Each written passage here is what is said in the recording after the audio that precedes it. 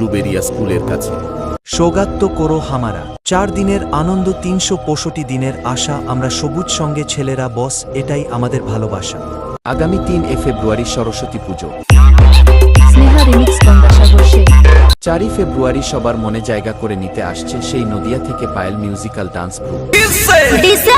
Sneha remix Gangasagar সে। 5 ফেব্রুয়ারি সেই সুদূর কলিকাতা থেকে আগত Agni dance group. Sneha remix Gangasagar সে।